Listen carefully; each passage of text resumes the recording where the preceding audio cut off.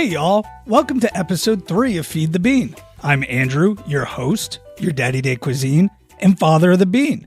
This is a podcast in which I make gourmet-ish foods for my picky eating toddler. This turned out to be a challenging episode to record, primarily due to procrastination. I cooked the meal a while ago, and as anyone who procrastinates knows, the longer you put off a seemingly simple task, the larger, more daunting, and more impossible it grows in your mind, to the point where it almost seems like you can't do it at all. And the only way to overcome that is to actually sit down, force yourself to do it, and realize that it's not actually quite so daunting. But also, as any procrastinator knows, you don't admit to procrastinating. Life just seemed to keep on getting in the way. I can't do it when everyone's asleep, because the baby sleeps in the next room and me shouting into a microphone is going to keep her up. I can't do it during the bean's naps because we have other stuff that needs to get done, or my wife needs to do something and I need to watch the baby. So as any procrastinator will say, it's not my fault. It's the world around me. Before we hop into the meat of this episode, so to speak, I want to share with you one of those quintessential TV sitcom joy of parenting moments that we all have from time to time that feel almost surreal when they're happening, and you can't help but laugh in the moment. I was home alone with the two girls, the baby and the bean. I had the baby strapped to my chest in one of those baby Bjorns, a marvel of Scandinavian engineering and ingenuity, when, as they say on Cocomelon, I got one of those funny feelings way down low, and it quickly turned into an emergent situation. I convinced the bean to join me in the bathroom, which has these really cool LED strip lights underneath the sink, so that when you turn on the lights to the bathroom, the sink also lights up. And ever since Christmas, or just before Christmas when people put up their lights, the bean has been obsessed with pretty lights. Everywhere we go, she'll even point at overhead parking lights and say, "Ooh, pretty lights. Ooh, pretty lights." So she is obsessed with these lights under the sink. So the entire time I'm trying to do my business, she wants to turn on and off the lights. The problem is the light switch is high enough for her to hit the down button on it, the off button, but she can't reach the on button. So she's jumping up and down next to me while I'm sitting on the toilet with the baby, the 2-month-old, strapped to my chest, demanding that I pick her up so she can turn on and off the light switch. So I'm holding her up while I'm physically pushing and straining and sweating and laughing, just giggling to myself because I can't believe how ridiculous the situation is as the continual plops of entry occur into the toilet. And I am overwhelmed with love for my family and the disbelief that this is what my life has come to. I'm pooping with an audience of 2, one of which is actively trying to interrupt the show. In fact, doesn't even care that the show is happening. So those of you with only one child, or those of you with none, you have some exciting interactions to look forward to with your children, especially once they become toddlers. I'm sure a lot of you listening can relate to this and have your own similar stories. If you want to send them to me on Instagram at Feed the Bean Podcast, or on Twitter at Feed the Bean, I'd love to share them. We can redact your name if you want to retain your pooping privacy. However, when I started recording this show, I decided to be radically candorish. Candory. I decided to use radical candor, I guess. So I've sacrificed all aspects of privacy in order to bring you this podcast, including my pooping, it turns out. So I hope you enjoyed it. And if not, maybe I'll put in a warning and you can fast forward. No, I'd rather you have to listen to this. You should have to listen to this story. So there we are. Last week, we had an impressive victory with the duck dish that I cribbed from Nautilus. Thank you, Nautilus. If you want to try that meal cooked by Liam, the chef at Nautilus, go try Nautilus in either Boston or Nantucket. If you didn't hear that episode and you want to hear the incredible success that we had, go back and listen to it. It was episode 2. This week, we decided to go with a different protein, something we hadn't used before. It's not one of my favorites. It can be really flavorful, but I don't particularly love it. I made rack of lamb, sous vide, of course. Lamb is a very lean meat, which means that if you decide to roast it, if you go just a minute too long, it can become very dry and tough. It is a meat that was basically made for the sous vide, where it will get perfectly cooked through at just the right temperature every time. For sides, I made roasted potatoes using a new method that I'll go into detail on, but rest assured, it is the only way that I am cooking potatoes from here on out. They were the best roasted potatoes I've ever made. And finally, a Brussels sort of slaw. It was sauteed Brussels with a vinaigrette dressing and toasted hazelnuts dressed with Parmesan on top. I guess garnished with Parmesan on top. Those were okay. Not the star of the meal by any means, but they took up space. Beyond the bean, myself, and my wife eating this meal, we also had a couple of other diners with us. This is where one of my pro tips comes into play. Know who you're cooking for. One of the people loves their meat cooked, let's say, sinfully through. They have their burgers turned into, I wouldn't even call them hockey pucks, because I think a hockey puck, if you were to put it on a sawzall, you could saw through. You can't get through the way they like their burgers, or their steak for that matter. Everything needs to be cooked all the way through. I elected to cook the lamb to medium rare.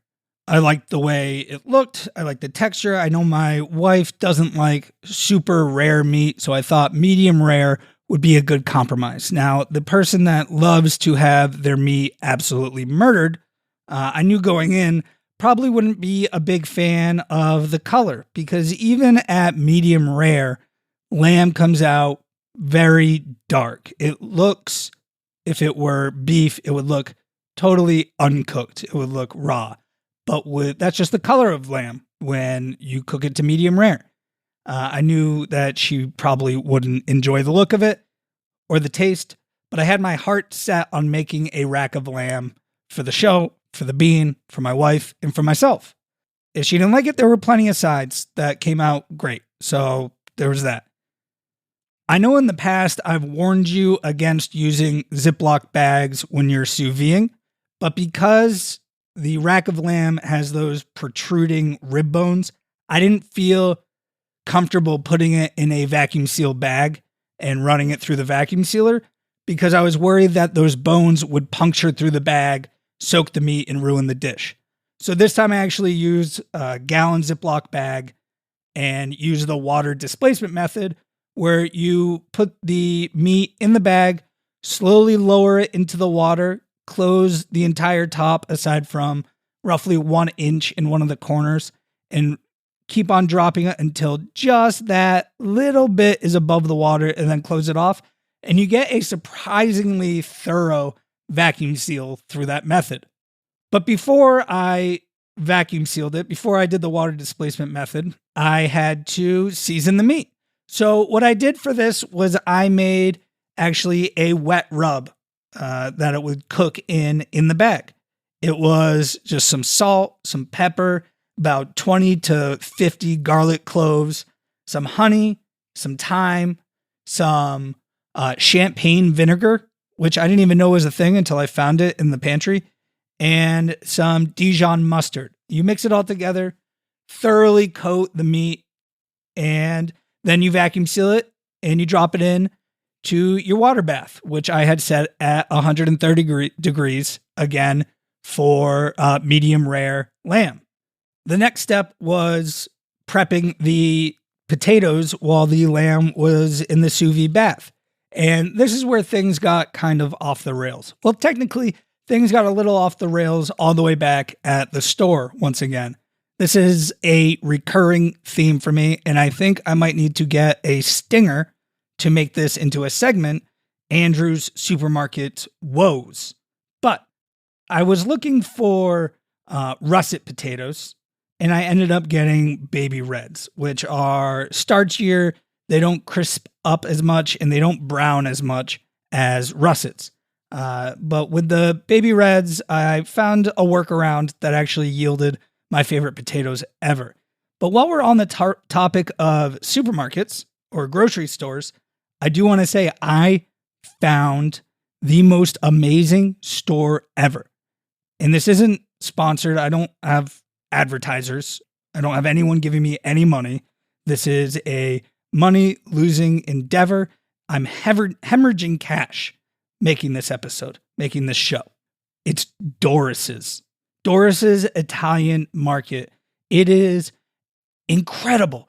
You walk inside and it has, a great selection of produce, but their butcher counter is awesome. Some of the nicest looking cuts of meat I've ever seen.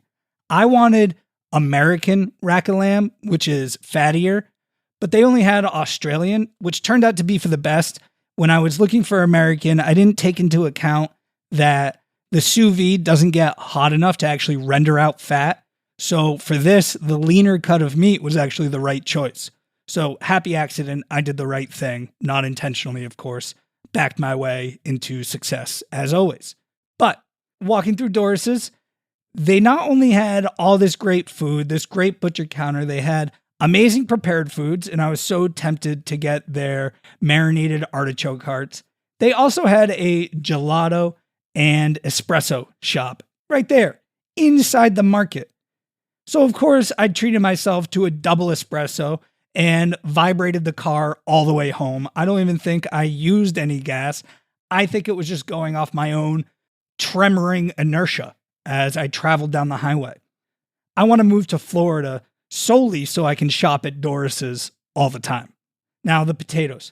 I had to take 4 pounds of potatoes, baby potatoes. So they're roughly, in diameter, like a dollar coin, and individually skin each and every one, which took a long time. So thank you to my wife for watching The Bean and The Babe while I sat over the sink, listened to one of my favorite podcasts, which I'm not going to tell you about because they're not paying me to. Only Doris gets free plugs in here. I love you, Doris. And skin about 50 potatoes. I felt like I was getting punished at boot camp. Then I parboiled the potatoes. So I added a little something to the boil.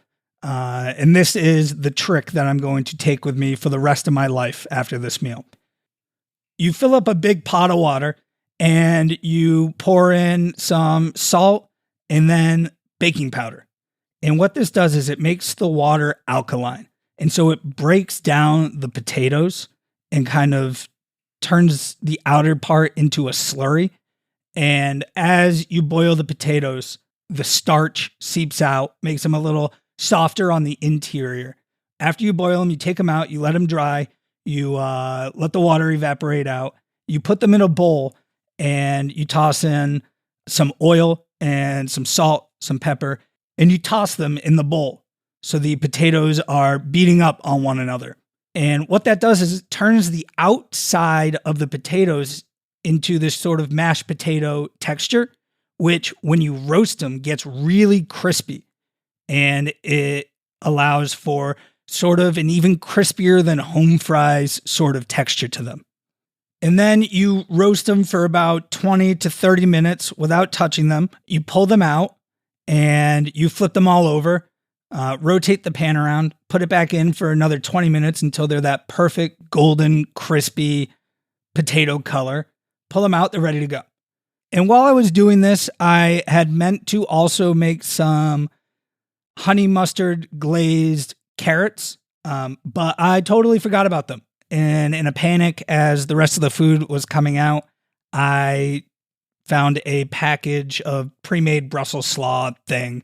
It was fine. I'm not going to endorse them or tell you how I cooked them. It was a place filler on the table because I was embarrassed and ashamed to have only made 2 out of the 3 things that I had intended to do.